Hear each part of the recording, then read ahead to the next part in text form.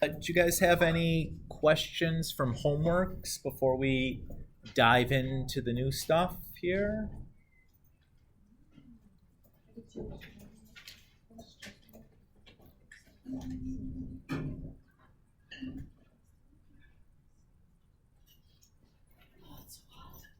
Okay.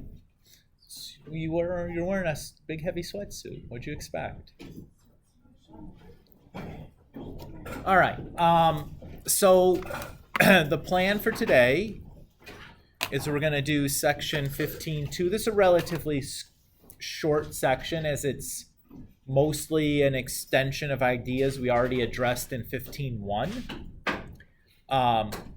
So it'll be, I don't know, 35, 40 minutes or so. And that's all we'll do today, just trying to do a little bit of something while still a third of the class is gone or whatever. Not trying to go bulldozing ahead, but, we can't just do nothing. So in 15.1, we looked at kind of doing some of these two-step problems where we had to write the equation for our exponential function, then solve that equation, right? You guys remember doing that? That's essentially what we're going to be doing here in this section, except we're going to be given some different frameworks on using different information to write our exponential equation. So rather than given something in the problem that could be construed as like 2 points that we use to write our exponential equation, we'll be given like different information that we'll piece together into an exponential equation. But that's the plan. So it's just essentially the same kind of problems that we did before. We're just going to be processing them or writing our equation through like a different framework. Bless you. So this general framework that we're going to be looking at is this exponential population model that we're given right here.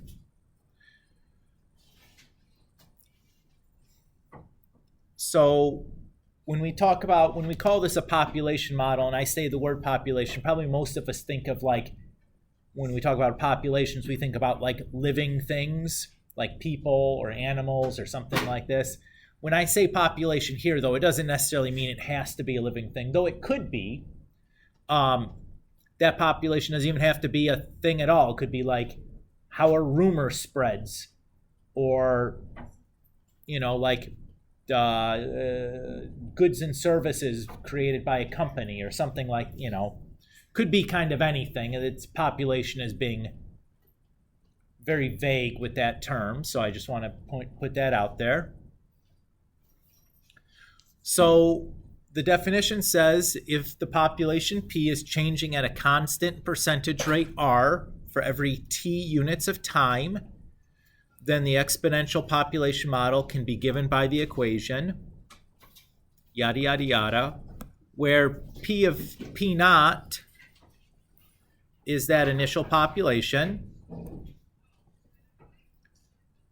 R is the percentage rate of change. So R in these problems will be given as like a percentage. That's why it's over 100. If you converted the percentage into a decimal in your head, like you took 50% and turned it into 0.5, you would not then need the divides by 100 in the formula. The divides by 100 there is just converting the percentage into a decimal. Everybody okay with that? And then and T is some measure of time. So that measure of time, or how we write the T, is going to be tied to the units on that rate. And we'll look at some examples of like different ways that we could write, how we write that T depending on the rate that's given to us in the problem, or what kind of unit we want our answer to be when we actually solve our equation. Is everybody okay with the general form here?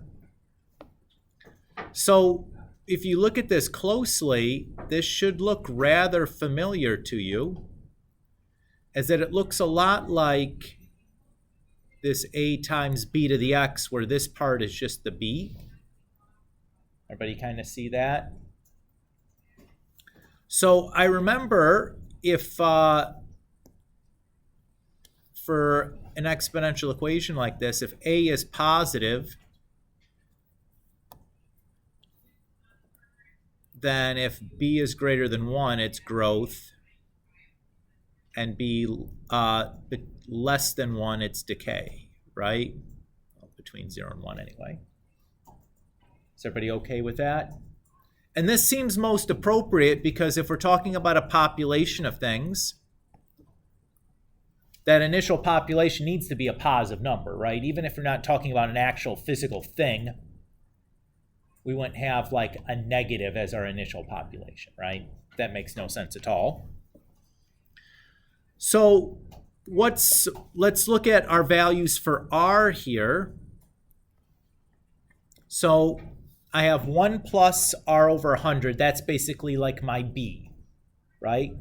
Now note that if r is a positive value, we're going to have 1 plus a positive number, right?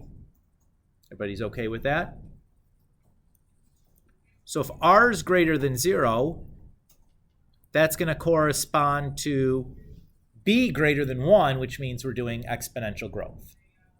Everybody's okay with that? And if r is negative, well, 1 plus a negative number is going to be something less than 1. So that'll correspond to exponential decay, just like it did before.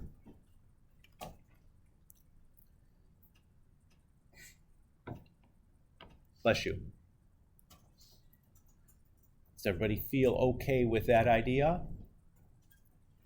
So this is the framework that we're going to use on all the story problem examples for this section, unless they give you some other model in the problem. But this will be the framework we'll use to write our exponential equations. Rather than having to take the 2 points and create an equation out of those 2 points, we're going to be taking the given information, building our exponential function out of the given information. All right, so let's look at some examples. So it says, indicate whether the following population models are growth or decay, and find that constant rate of growth or decay. So to tell if they're growth or decay, I just need to look at whether the leading coefficient, that a value, is positive or negative, and then if the b value is either greater than 1 or between 0 and 1. So I notice that the leading coefficient is positive, and that my b value is greater than 1. So that's going to be growth. Everybody good with how I just looked at the equation, was able to figure that out? Now to find that constant rate of change, that's the r, right?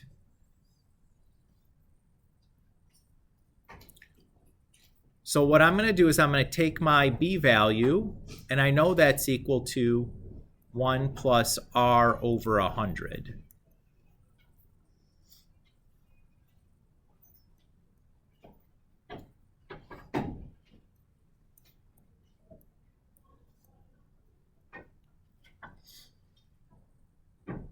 So how would I solve the equation for r that I've written here? What would I want to do to solve that equation for r? Subtract 1 and then multiply by 100. Perfect. When I do that, I would get r equals 3.84%. That's it.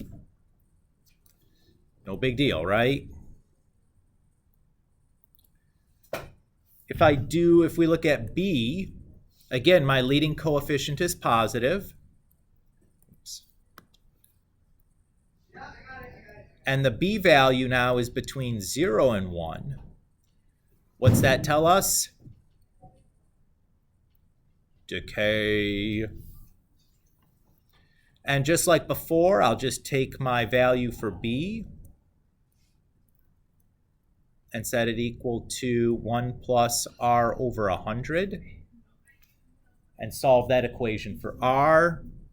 So we'll subtract 1 and multiply by 100. And we get negative 1.33%.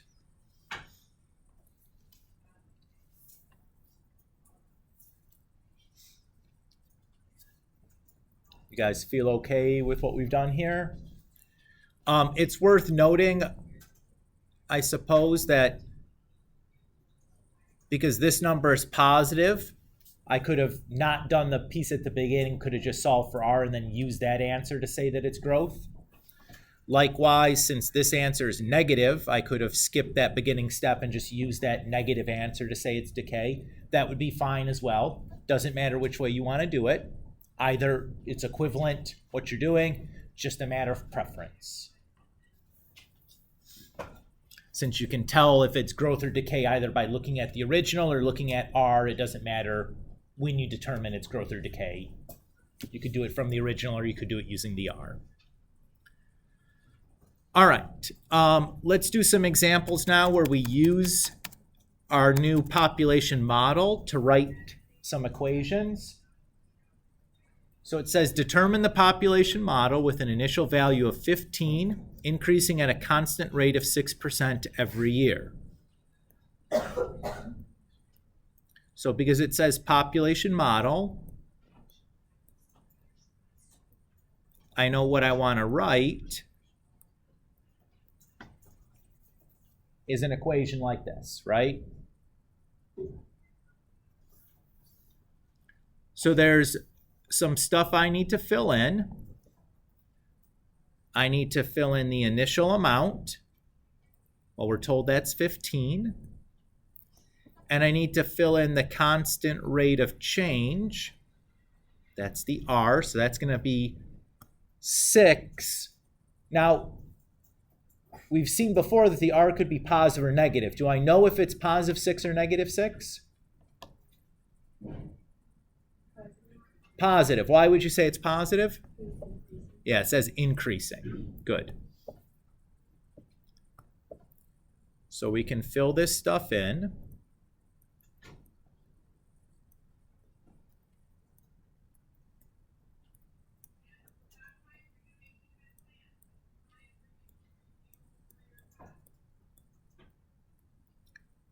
But we need to, before we finish this, before we call this done, we need to think about the t.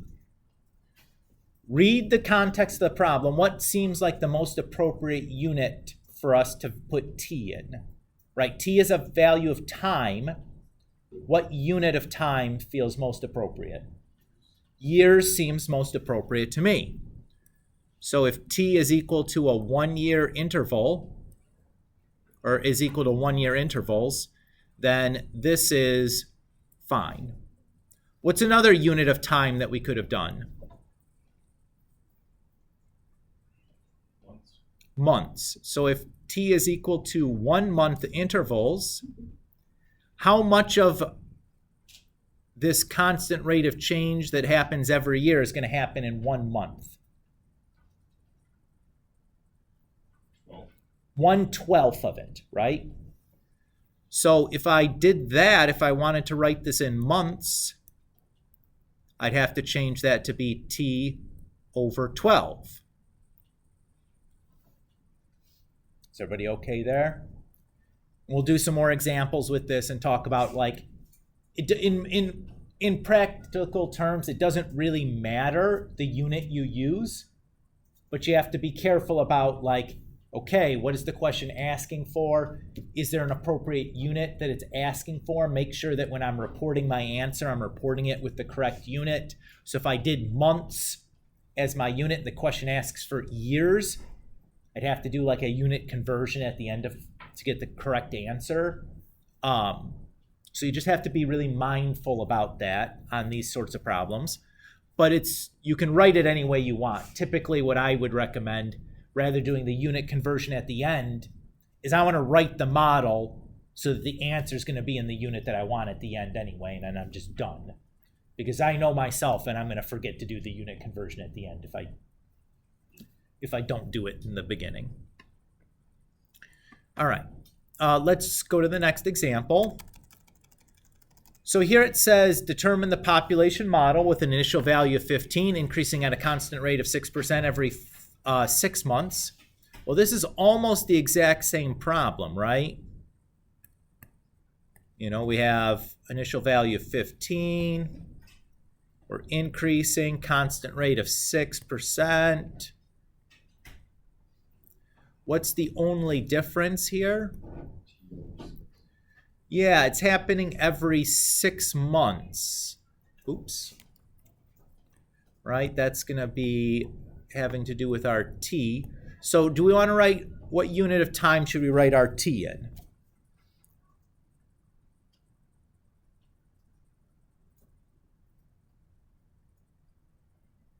Now, there's not a right answer to the question I'm asking you. So if you want to write it in months, so if I do 1 month intervals,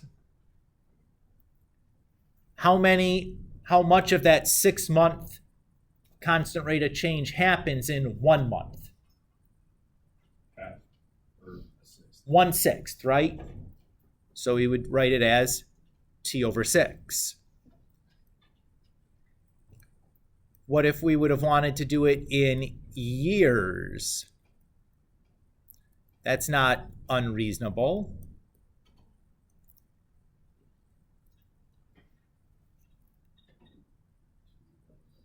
It's not 2 divided by t because we get 2 6-month intervals in 1 year. So it's going to be 2t. Yeah, 2 times t. Very good.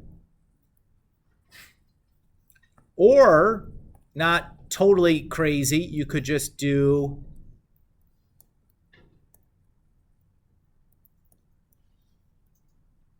something like this, where t is equal to 6-month intervals. You could do that, right? Now, the only difference is going to be if you have to solve for t, this answer, you're going to get an answer in months. You know, the next answer you'd get in years. The last answer you'd get in 6-month intervals.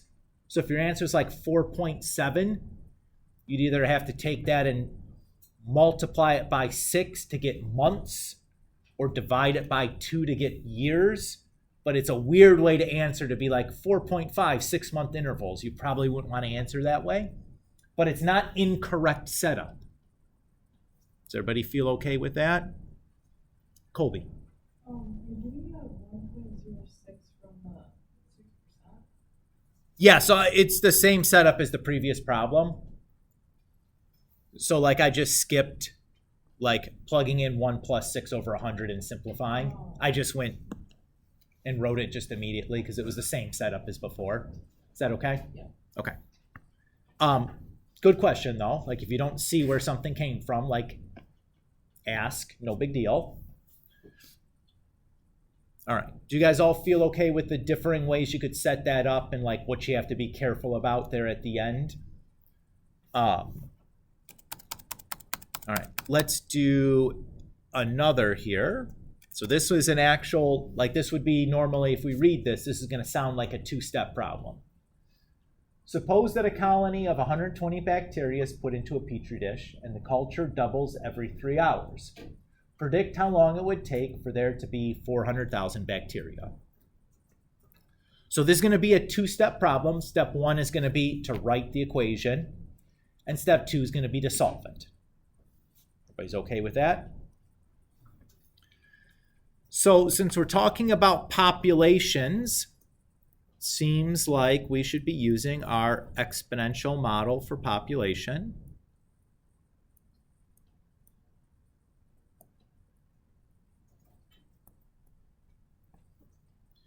Okay, so I'd want to start by finding my P naught. What number is going to be P naught? 120, that's good. That's what we start with. Next thing I want to do is figure out our R. If I look at this though, I don't see a percentage number in here, right? Do you guys see a number for percentage in here? doubles is a word, but that is telling us the percentage. What does double mean as a percent? 100% is correct, yeah. So like, think about it like you're at the store and something's on sale. If it's on sale for 50% off, it's half price, right? If it was for 100% off, it would be free. If you increase the price by 100%, it would double. Does that make sense? I know that initially 100% is not what you expect when you hear doubled, but if you think about it in terms of like a sale, something that you're familiar with, it's like, okay, yeah, okay, that makes sense then. I buy that. So that's going to be our R. And then what unit of time do we want to write our T in? I think hours makes sense because we have every hour here.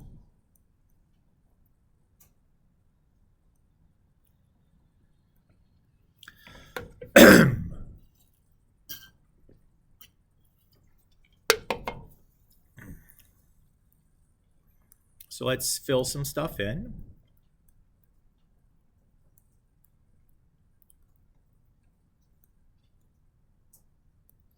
So there's that.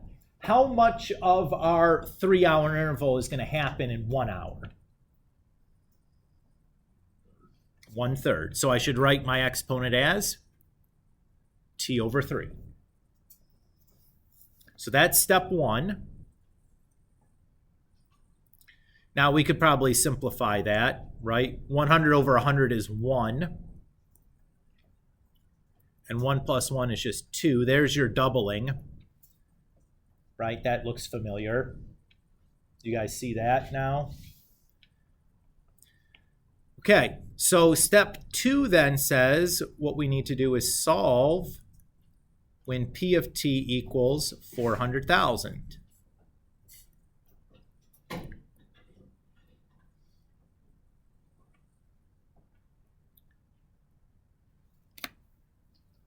Now we lack the algebraic tools to do this, right? But what we still know how to do is we can enter this into our calculator, pick an appropriate window, and then find the intersection. So let's pull out our calculators here. We'll get this in. So into y1, I'm going to type 120 times 2 to the x over 3. And into y2, I'm going to type 400,000.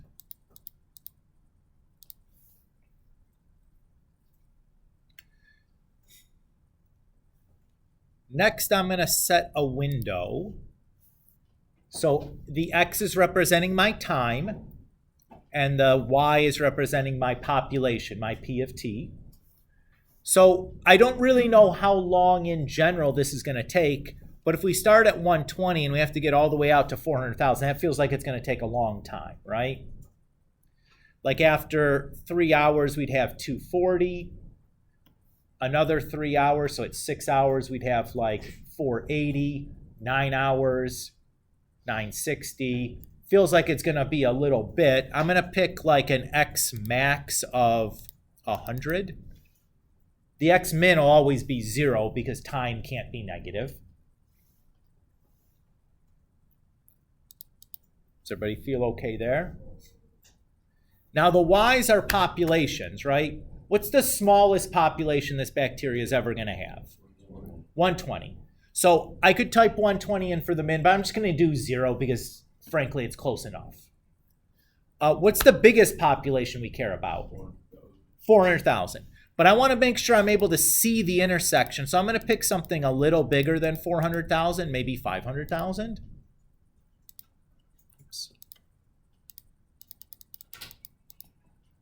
And then I'm just going to hit graph and take a look here for the intersection. There's my exponential curve. Whoa, that happened pretty quick. That bacteria got out of control in a hurry. So if I do second and then trace and pick the intersect command, because I have only 2 curves in one intersection, I can just press enter 3 times. and I get about 35.1 hours.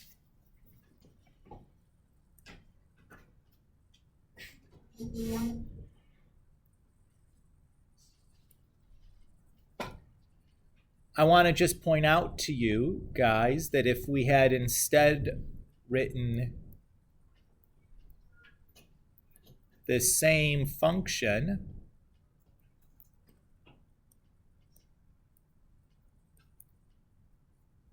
where P of t is now in 3-hour intervals, or with the t now in 3-hour intervals, so it's just 120 times 2 to the t. If we went and solved this same equation,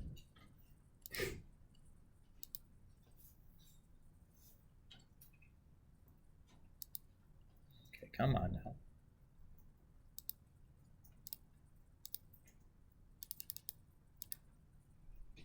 I get 11.7.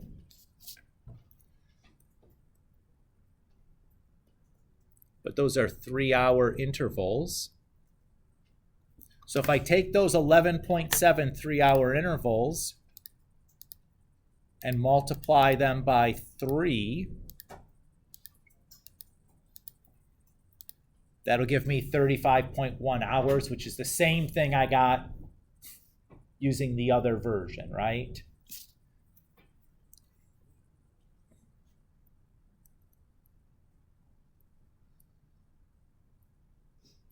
So it's immaterial which way you want to do it, whether you want to alter the equation so it spits out a normal unit, or just keep the exponent always a t and know that you're going to have to do a unit conversion at the end, is fine either way.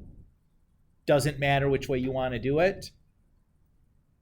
But your answer should be like 35.1 hours, or if you did it in days, I don't know, you'd be crazy to want to do that, but you could, I guess. Everybody okay with that? If you did days, it would be 8t, because there's 8 3-hour intervals in one day, right? Because there's 24 hours in a day. All right. Another common presentation is going to be radioactive decay. So that's another situation where our population model works very nicely. Those of you that are have been in a chemistry class or maybe even an earth science class are probably familiar with the idea of radioactive decay. So the idea is you have a radioactive element, and that radioactive element is going to slowly emit radiation and change from the radioactive element into a non-radioactive element over time. So we measure how radioactive an element is by the amount of time it takes for like half of its mass to change into the non-radioactive element. We call that length of time the half-life. Is everybody okay with just like some basic information about it? So the neat thing about this is that our R is always going to be the same value when we're doing a half-life. What should the value of R be? If it's a half-life? Negative 50. Yeah, 50 is good, but it's decay, so we know it needs to be negative. Everybody okay there? Well, let's just write as minus A.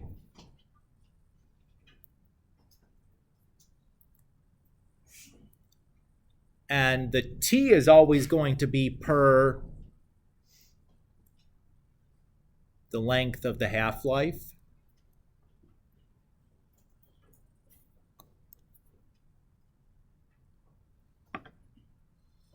So if the half-life is 10,000 years, then it's like 1 over 10,000. If the half-life is 42 picoseconds, then it's T over 42 picoseconds. Everybody feels all right? Some substances have really short half-lives. If you create If you have an artificially created element, or you've just like collided two atoms together, those ones typically don't last real long. But there's other radioactive elements that take hundreds of years to, for their half-lives. If you have like a uranium or a plutonium that are naturally occurring but rare, those last for a long time and are radioactive for a long time. Or even something as simple as like carbon-14, which is in like all living life forms. It's what they use to do carbon dating. Like that's something that's just in the atmosphere and it takes thousands of years for a half-life. But that's also why like carbon dating has can only date stuff that's so old, because eventually there's not enough there's no carbon-14 left after so long. All right. Anyway, continue. Yeah. On to our example. Suppose the half-life of a certain radioactive substance is 35 days. You have 10 grams of the substance initially. Find the time it would take there to be 1 gram remaining. So again, this is like one of these two-step problems.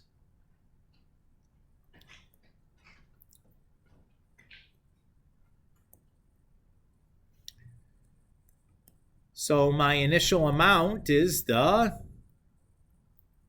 10. My R comes because we're doing a half-life. I know that's negative 50%. And then my T is going to come from the length of the half-life. So if I do T as 1 day intervals, we have 1 day is 1/35 of a half-life, right? So we're going to have 10 times 1 minus 50 over 100, T over 35, or just 10 times 1/2 T over 35. So that's like step 1. There's our equation. We're now going to solve that when P of T is equal to 1.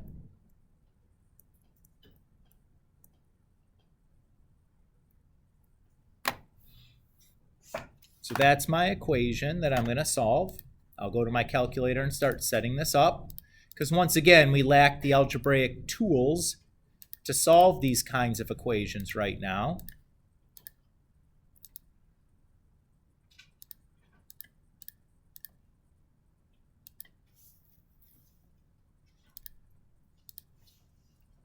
Oops. So there's my setup. Now I'll go to my window, and I'm going to think a little bit about what the x min should just be 0, right? Because T still is time. Let's think about the x max. So 35 days, I'll have 5 grams. 70 days, I'll have 2.5. 105 days, I'll have 1.25. 140 days, I'll have now finally less than 1, right? I'll have 2/3-ish or something left. So I know that between 0 and 140, somewhere in there we crossed the 1 gram line, right? Everybody feel good there? Now choosing the y's is really easy for these decay problems, because what's the least amount of substance we can ever have? 0. What's the most amount of substance we're going to ever have? The starting amount, in this case 10.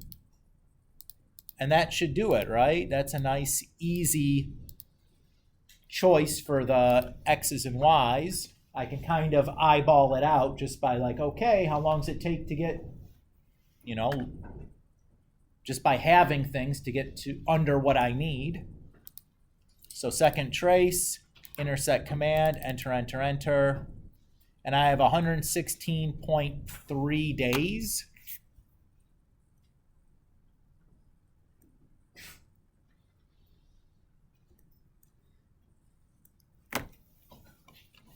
It's okay there. Now, if I had for instance, instead of writing that as like x over 35, if I had just written that as 0.5 to the x, I do the same thing. Boy, look at that, happened real fast. And I do second, trace, intersect command, enter, enter, enter. I would have had 3.32 half-lives, right? That's what that answer is saying. So to get my answer in days, I would have just taken that 3.32 and multiplied it by the length of a half-life. And there's my 116 or so days. Does that feel okay to everybody? So again, I want to show you that, like, if the changing that exponent around is not obvious on what to do with it, if you just leave it as t, it's fine. You just have to recognize, like, what is the unit that my answer is going to come out as, and then make some reasonable adjustment to it. All right, one more example and we're done. You start a bunny petting zoo. Oh. You determine the population of bunnies on your farm can be modeled by the equation b of t equals yada, yada, yada, where t is measured in years.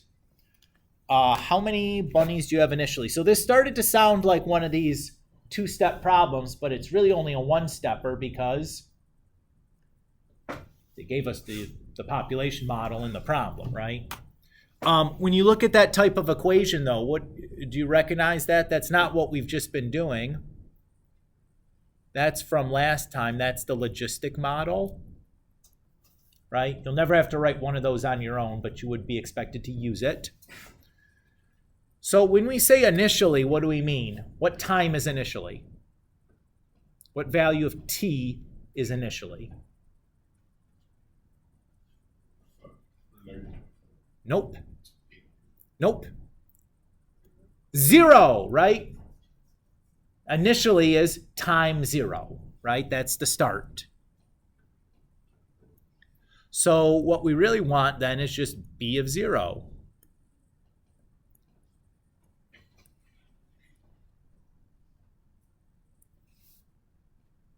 So what's e to the 0?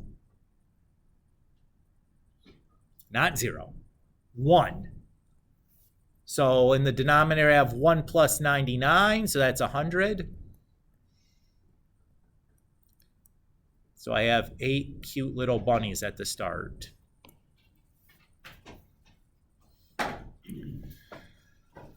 Okay, part B says, what is the maximum sustainable population of bunnies on your farm? So here's where noticing that we had a logistic function was really important.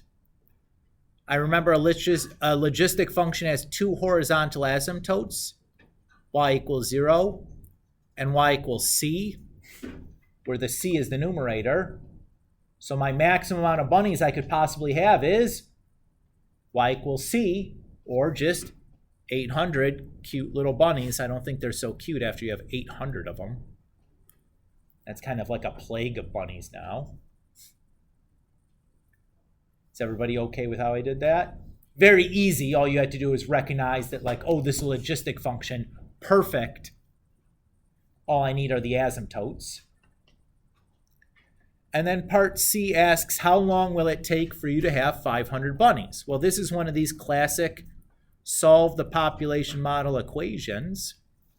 I just need to solve that, right? That seems doable. So I'm just going to go and type in my population model into my calculator.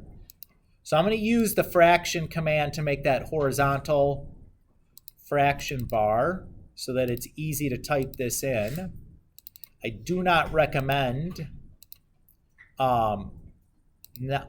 like trying to type it in with parentheses. It's a mess of parentheses.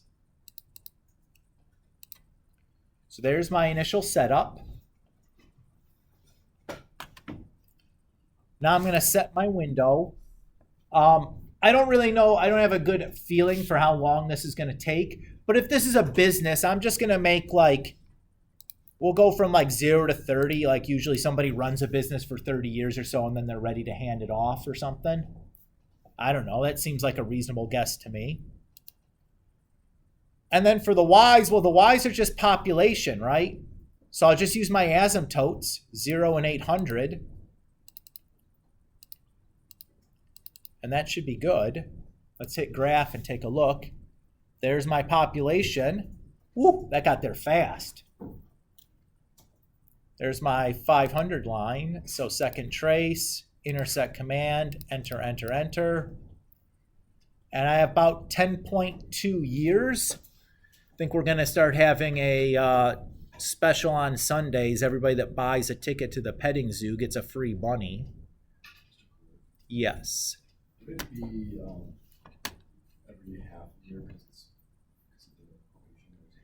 So for a logistic function, the exponent has nothing to do with how long the, like what the percent rate of change is. Doesn't have anything to do with that. So it is always the t is in years or whatever it says in the problem. So we don't have to make any kind of adjustment afterwards. So like in the problem, it just says t is in years, so you know the answer you're going to get in t is just years. Cool? Good question, though, for sure. In the previous problems, we were the one that was saying what t was in. So there we had some freedom to change it and make it do what we wanted it to. Here, somebody's done that for us already, which would be the case for all logistics. You would not be writing your own. That'll always be given to you. But that's it here, folks.